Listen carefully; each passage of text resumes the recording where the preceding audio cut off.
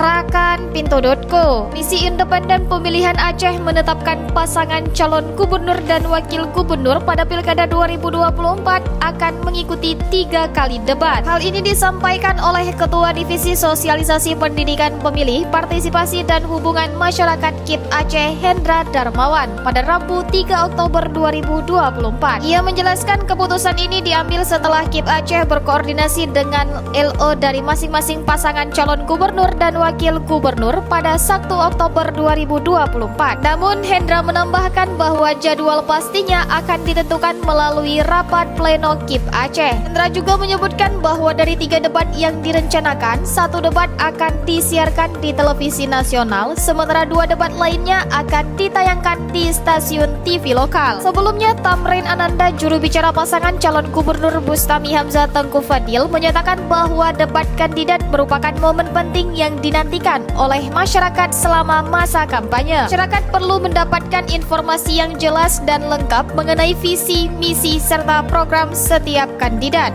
Kandidat memberikan kesempatan bagi para calon untuk saling beradu gagasan dan argumen guna meraih simpati pemilih. Tamrin juga menegaskan bahwa jumlah debat tidak boleh dikurangi dengan alasan anggaran, karena hal tersebut dapat mengurangi hak masyarakat untuk mendapatkan pendidikan politik dan menurunkan partisipasi pemilih.